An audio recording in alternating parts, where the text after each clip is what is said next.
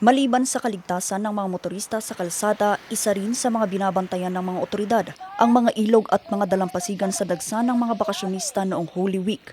Sayang tayo, nag-iumpin tayo. Saan tayo da, kabaybayan, nagmaymaysa.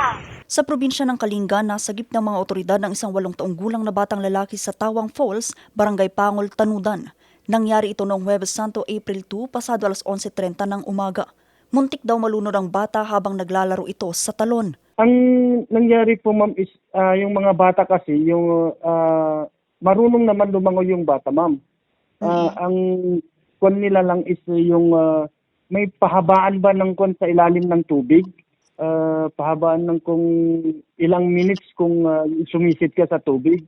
Bagamat marunong daw lumangoy ang bata, anila. So until such time na nakita na hindi na umahon yung bata, dun na pumunta yung mga rescue team natin ma'am. So hindi naman pinabayaan ma'am, kaso lang dahil marunong yung bata na lumangoy ma'am, kaso lang yun lang baka sa ilalim is gusto niya pang dagdagan yung oras niya sa pagsisid. Yun ang nangyari ma'am.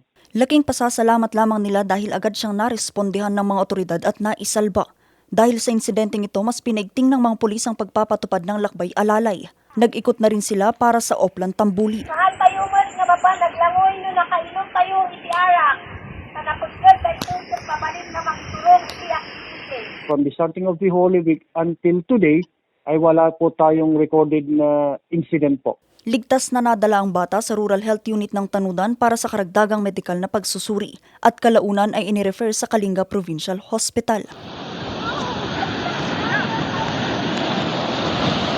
Samantala pinagtulungang isakay naman sa ambulansyang 32 anyos na lalaking yan. Ito'y matapos siyang mailigtas mula sa pagkakalunod habang naliligo sa Amburayan River na bahagi ng Barangay Cagaw, Bangar. Nangyari ang insidente noong hapon ng Sabado de Gloria. Ligtas namang nadala ang lalaki sa pagamutan kung saan binantayan ng kanyang lagay hanggang sa magkamalay ito. Sa bayan naman ng San Juan sa kaparehong araw din na iligtas ng mga kinatawan ng Coast Guard ang 2 lalaking muntik ng malunod sa Barangay Ili Norte. Ayon sa Coast Guard Substation San Juan, nahirapan daw ang isa sa mga biktimang makabalik sa Pampang habang akay-akay nito ang kanyang kaibigan na walang malay. Agad namang sinipr ang lalaking walang malay nang madala ito sa Pampang bago dalhin sa pagamutan. Kaya mo yan, pre! Pre! Kaya mo yan! Samantala, hindi naman pinalad ang isang 27 anyos na lalaking karpintero sa bayan ng Corner, Apayao matapos itong malunod habang naliligo.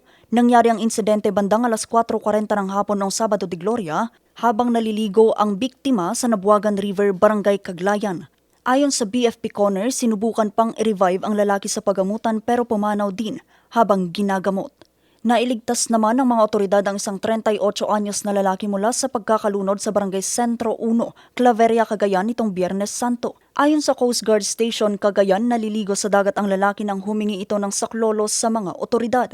Sa tala ng PNP, umabot sa 59 na kaso ng pagkalunod ang naitala sa paggunita ng Semana Santa ngayong taon. Bagamat mababa ito kumpara sa 64 na kaso ng pagkalunod noong nakaraang taong Semana Santa, pinapaalalahanan pa rin ng Coast Guard, BFP, MDRRMO at PNP ang publiko na iwasan ang paglalangoy kung nakainom at maging mapagmatsyag din kung sakaling may insidente ng pagkalunod.